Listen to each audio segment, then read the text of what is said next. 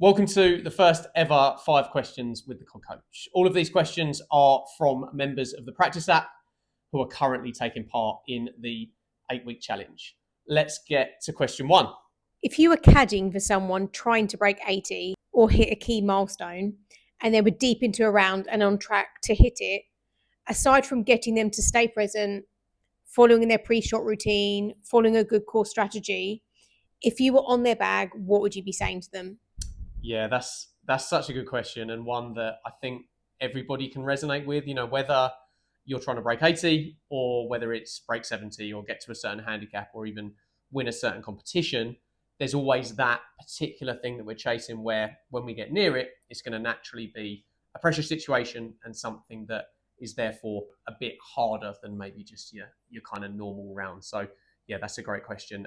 You hit on it, but one of the biggest things is staying in the present. I can't stress how important it is to stay in the present in that situation. If you're on the 16th hole, you've got a 7-iron into the green, and you're thinking about steering this round into the clubhouse. You're thinking about what you're going to do on the 17th, how the 18th might go, maybe a shot that you're uncomfortable with that's coming up. If you're thinking about that stuff while you're on that 16th tee, then you're not focused on the shot that's in front of you.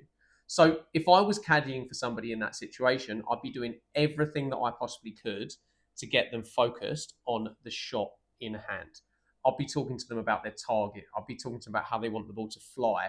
I'd be reminding them to make the most committed swing they possibly can.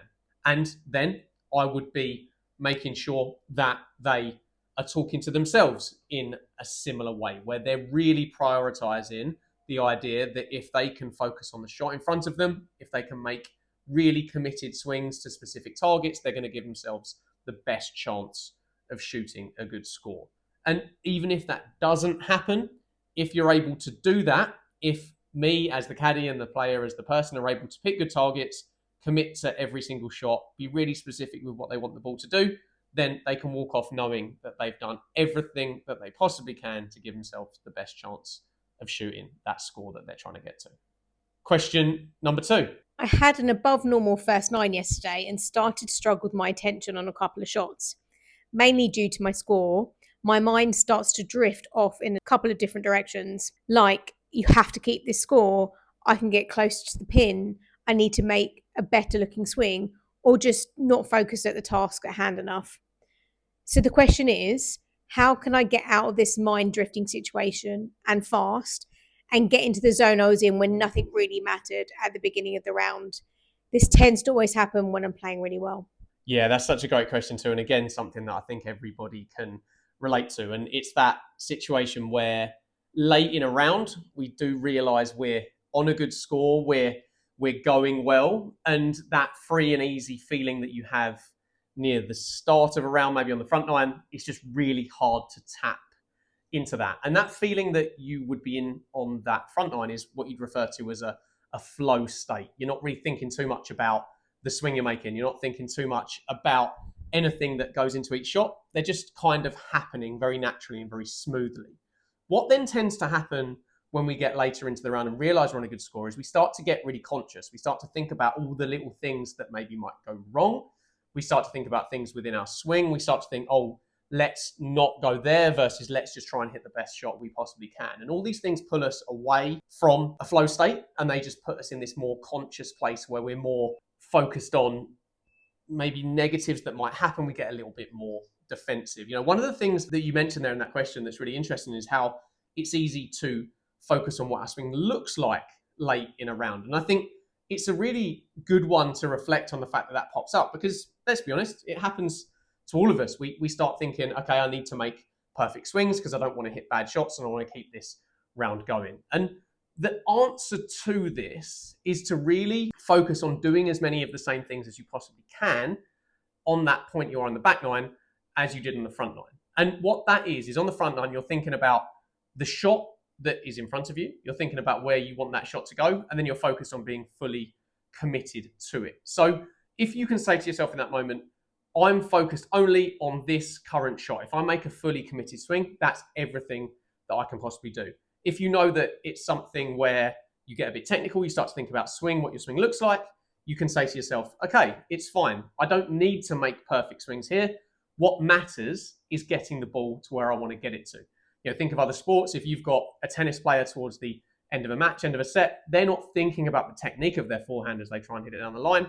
They're just thinking about trying to get the ball to that point. And I think the biggest thing is when you're in a situation where you're in a good score, try and do that as much as you possibly can. Okay, question number 3. How often on course should a player be pointing and shooting at a specific target versus shaping a shot, or is it purely player dependent?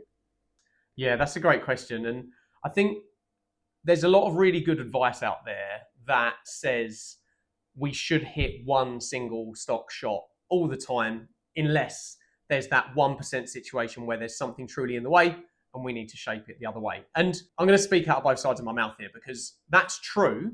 But also, as in this situation here, what you're describing is a situation where by trying to shape shots, you actually end up hitting better shots. And the reason that happens is because when you try and shape it, you're visualizing the shot that you hit. So you're thinking about, what do I want this ball to do? If we're shot shaping, we're thinking about some fades, some draws. We're not thinking about minuscule little bits of technique. We're thinking about how can I put different spin on this golf ball to make it do what I want it to do in the air. So in that situation, for people where this happens, where being a bit more of a shot maker, seeing shots is something that helps, it's because that visualization just gets that much better. So now, am I saying you should go out there and hit big fades, big draws, low ones, high ones all the time? Like, no. You should hit what is your stock shot as much as possible. But with that being said, if you were to shape it slightly different ways at times, that is totally cool. It could be dependent on wind, maybe pin position, but if a pin position's hard enough, I'd be saying the middle of the green's always a good spot there. But even whether you go for fully stock shots or whether you go for a bit of shaping here and there within reason, the big key there is being really, really visual and visualizing every single shot that you hit. So if you can visualize your stock shot as well as you visualize fades and draws, then it's likely you'll end up feeling just as comfortable and just as good and just as into your target with the stock shot as you are with the shaped ones, if that makes sense. Question number 4. I've been hitting a few shanks with my wedges. Any advice? Yeah, that's a great question. And no matter how good we get at golf, the dreaded shank will creep in at some point. We've all hit them. We even see tour players in tour events get a few come out of the hosel every now and again. So yeah, it's definitely something that has inflicted us all at times. So I'm a big believer when it comes to fixing any type of swing issue with work out what the movement is that we want to make, and then let's put something in the way of it so that we can then guide our movement without thinking too much about elbows and knees and torso and all that type of stuff. What that essentially does, it creates an external focus point. It's a focus point on something that's outside of our body, which moves around how we're swinging it without taking over all of our conscious mind and not allowing us to focus on the ball or hitting the shot at all. So when it comes to hitting a shank, what's essentially happening, you don't need me to explain this, but it's hitting the hosel and obviously shooting out to the right. Now, what we therefore need to do is make sure that that strike starts to move towards the toe side of the golf club. And I don't mean hit it out the toe, I mean as in move it back to the center, i.e. move it out towards the toe from where it is right now. And there's a lot of ways technically to hit a shank. People can do it from the inside, the outside, so many different things.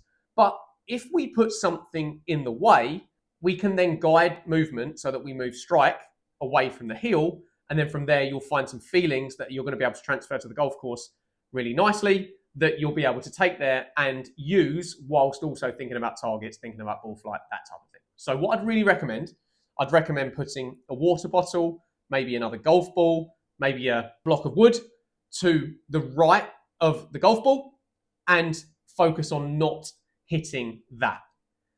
Hit a few shots with your wedges, go through the different wedges that you have, and then just focus on the feels that are coming to you whilst you're doing it. From there, you should get a few feelings that you can then take to the golf course. Our final question number 5. Any courses on your 2026 list? I do. That's I've got quite a few different places I'm going to find myself this year, and got quite a few nice places that I'm going to be lucky enough to play. Off to Spain, literally next week to play some golf with a friend. Playing some courses out there, the ones that stick out. There's a course called Rio Real, which I'm looking forward to playing. Another one called Torre Quebrada, which is up in the mountains and looks pretty punishing, to be honest. So it'll be a good mental game test. It'll be a good opportunity for me to really eat in my own restaurant and focus on the way I'm talking to myself, focus on the targets that I'm picking and staying committed when maybe there is a ravine just off the fairway, both sides, and the fairways are pretty tight. So that'll be a good fun one. I am then coaching in Spain after that, so a bit of time for me to play golf with a couple of friends in Spain. Then I'm traveling across to La Manga. Never been there, so I'm coaching there, but I've no doubt I'll manage to sneak out and play those golf courses while I'm there. So looking forward to that one. It's not somewhere I've been before, and yeah, it looks like great fun. Later in the year, I'm also going to Turkey. Going to play the Carrier and the Montgomery out there. Both courses that have been on tour that I've watched on TV a lot. So yeah, really looking forward to that one. In fact, I actually caddied around the Carrier last year. So it'll be pretty cool to actually hit some shots rather than just watch the pros do it. But yeah, that'd be fun to play somewhere that I caddied. And then later in the year, going up to Scotland, playing at Royal Dornoch and Castle Stewart and another couple around there. So I've got a lot of golf in the diary this year, and yeah, I'm looking forward to it. It's going to be a good one, hopefully. Thanks very much for all the questions. Really appreciate the ones about the mental game, about practice, about everything golf related, and also the ones about me and my golf. It's much appreciated. I look forward to the next one of these. It's been good fun answering your questions, and I'll speak to you all soon.